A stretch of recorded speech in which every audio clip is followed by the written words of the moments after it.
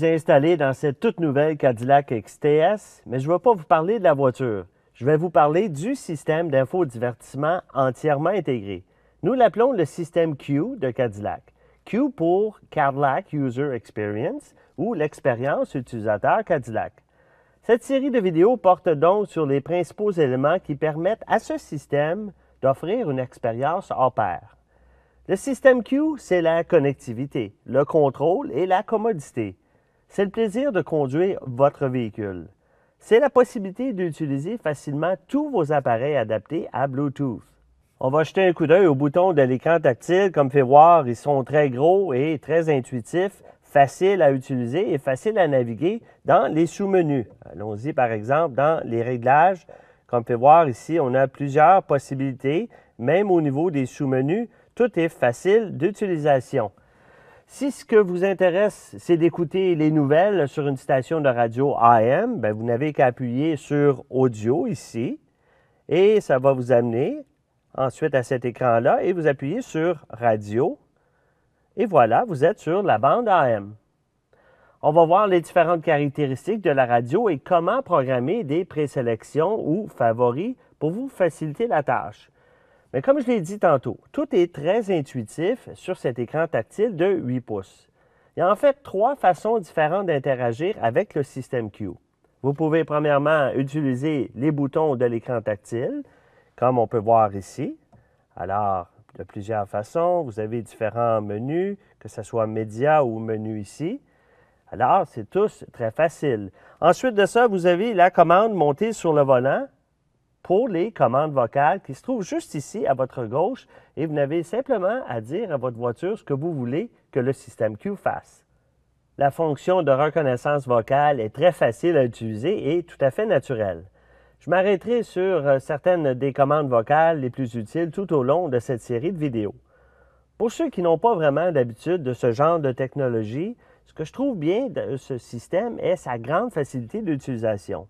Aucun risque de bousiller quoi que ce soit parce que vous avez 2 boutons qui vont vous éviter tout pépin. C'est le bouton Accueil et le bouton de retour. Tous nos systèmes ont un bouton Accueil sur celui-ci. Il se trouve juste ici sous l'écran, juste à votre droite. Peu importe où vous trouvez dans les menus, vous allez trouver ce bouton qui va vous ramener à l'écran principal. Vous pouvez toujours revenir à votre point de départ.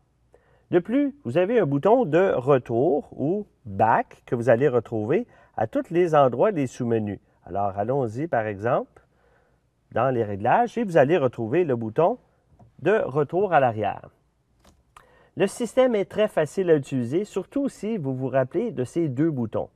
Nous allons voir le reste des icônes dans cette série de vidéos, comme les icônes de téléphone et des réglages, mais j'aimerais quand même vous montrer quelques-unes des autres caractéristiques du système.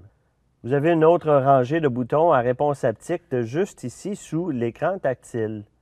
Le bouton de mise en marche qui est juste ici à votre gauche, marche-arrêt, a plus qu'une fonction. Si vous appuyez sur le bouton et le maintenez, oui, effectivement, il va éteindre ou fermer le système.